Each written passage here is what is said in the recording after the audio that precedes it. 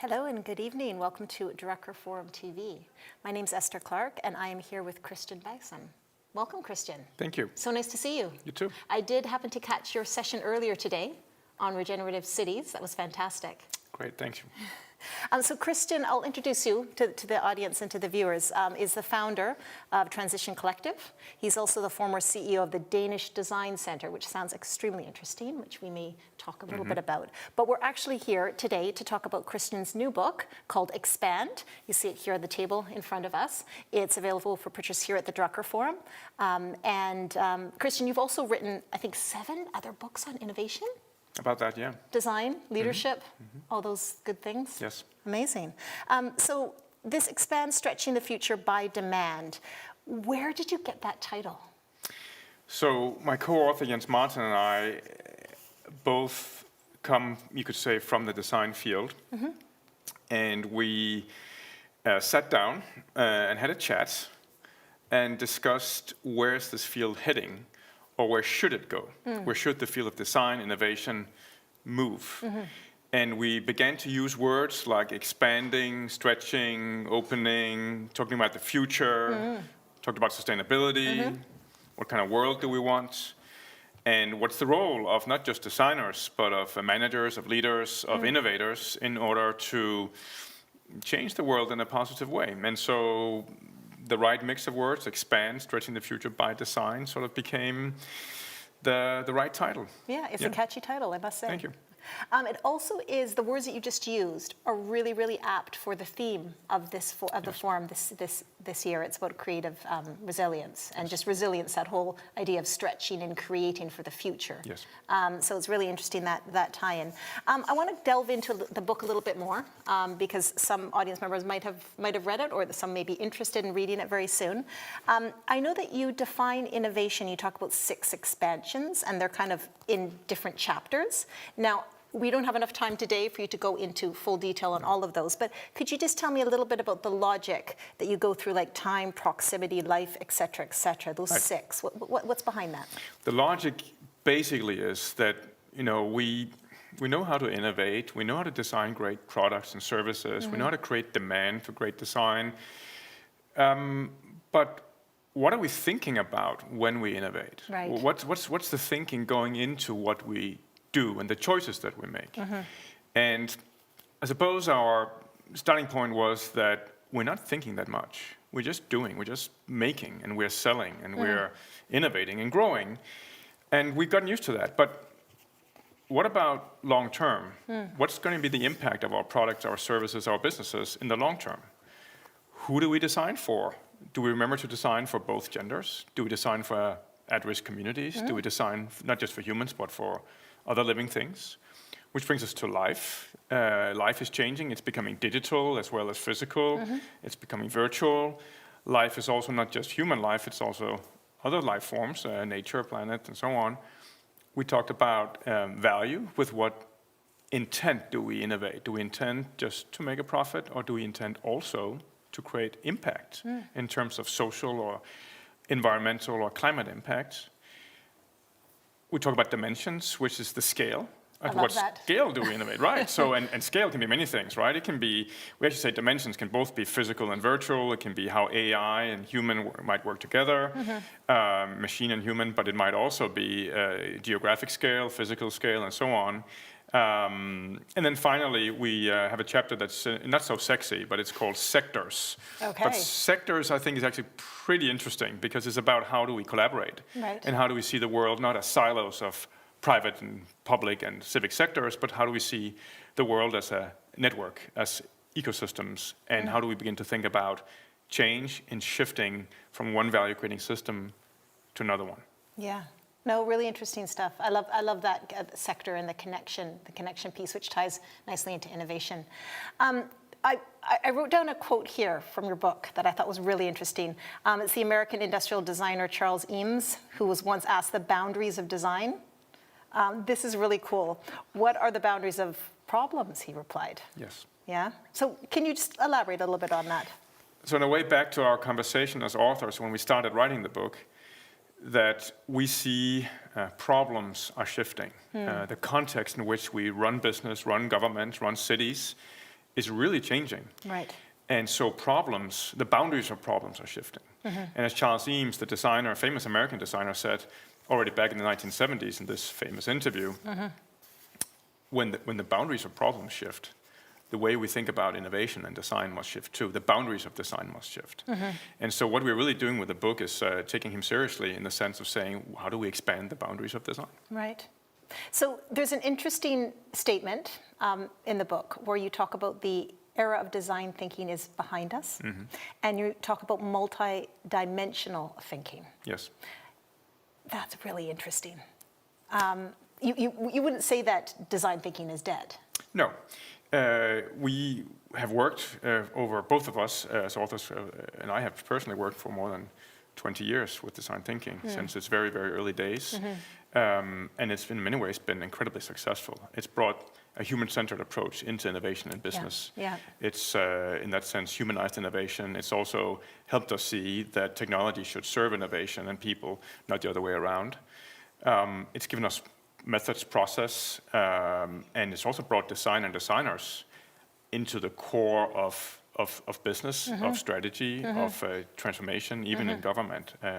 So it's actually served us quite well. But our argument is that we need to basically expand it. And we provokingly say that we need to bring some thinking to design thinking. Because actually, design thinking has often been reduced, in a sense, to methods, process, tools. But we need them. But we have to be more reflective. We have to be more aware of what is it actually we are creating here. Is it good? Or is it maybe doing more harm than good? Really interesting. There's this concept of time in the book as well. Sorry, I'm bombarding you with all these questions, but I just find your book fascinating. So thanks. time, it says expanding by slowing down. And I put my little quote here because it's a quote that I try to remind myself as a C-suite executive is slow down to speed up. You know, is that kind of where you're getting to? Well, things are going fast. Yeah. And it feels good to make decisions as Yes. an executive. It feels good to be in the action. Yes. But being in the action and making rapid decisions might stop us from asking where we're going. You know, Right. What's the long-term direction? Right. What kind of world are we actually going for? What's what we call the preferred future? Yes. What future would we prefer? And so slowing down means taking the time to reflect, maybe building some scenarios, maybe beginning to speculate around what kind of world could we build. Could it be different than where we would otherwise end? And so creating that kind of space. I speak with a lot of, and I train a lot of senior leaders, both in business and government.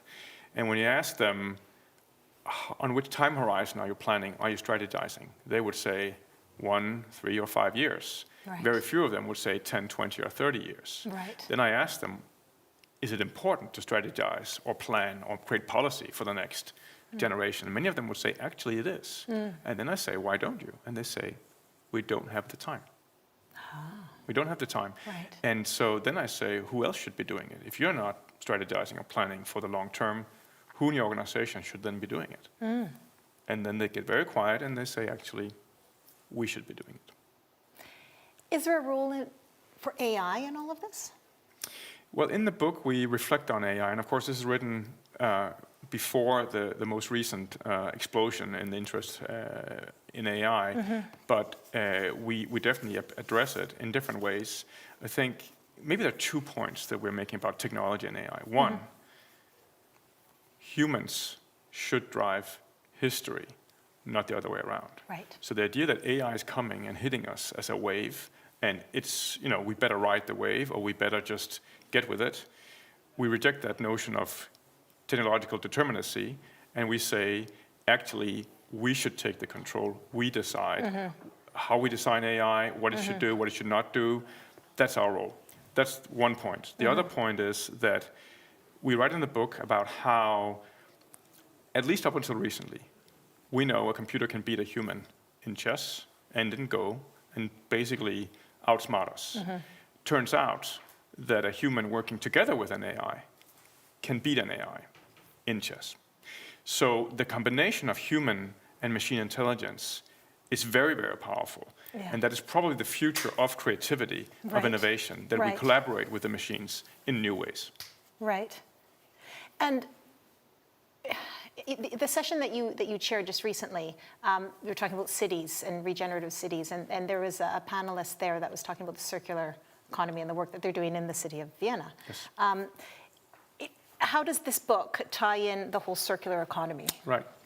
So expanding sectors, expanding the way we look at how businesses run, the way in which we create value, is where we reflect on the idea of circular economy, saying that we have gotten used to a world of take, make, waste, a linear world where we think there's unlimited resources and we can just keep, consuming and throwing things away. Now, increasingly, we're realizing in cities, in nations, at planetary scale, we can't keep doing that. Right. We can't keep doing that if we want to curb carbon emissions. 40% of all carbon emissions around the world are driven by consumption and materials.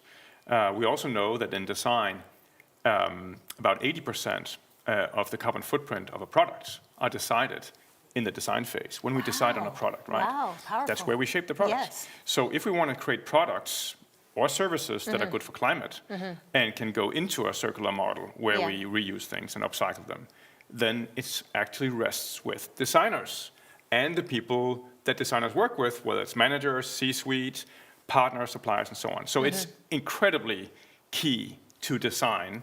I would say in many ways, designers hold the key to saving the world. Very cool.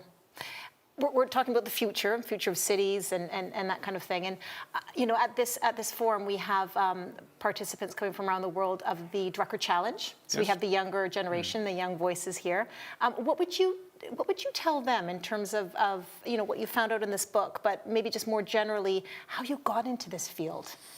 So I'm a political scientist originally by training. Yeah. Worked in consulting for quite a while. Then I came into government innovation. I discovered what designers can contribute with. Discovered design thinking in the mid-2000s. And since then, it opened my eyes to the world of, you could say, systematic creativity, new ways of innovating in a human-centered way, and the impact that it can have. So what I would say to future generations, in a sense, and that's kind of a message in the book too, is that it's a big world out there. We need to open up our eyes, see more options. Things don't have to remain the way they are. We can challenge our assumptions, and we can choose other trajectories. We can basically design other futures. Yeah. When you're young, that probably seems less likely you can do that than when you are older and you look back and see how much the world actually changes and how it has changed, right? So I think we have a message to the young generation that you can choose your future. Yeah. And not just for the young generation, for everyone, isn't it? For all of us. Yeah. And is that the nugget that you would like to leave the audience with today? I would like to, I think we need to, pay a lot back to the young generation. I think we also need to remember that until the end of our lives, we all have something to contribute with. Right. And fundamentally, we should ask ourselves, with what we're doing, with what we're making, with what we're deciding as managers, are we making a positive dent in the world or not? Yeah, amazing. Ladies and gentlemen, it's been my real pleasure to interview you, Christian. Thank you so much. And his book, Expand, is available in the Drucker bookstore as well as bookstores near you. So thank you so much, and thank you to you. Thanks so much. Thank you.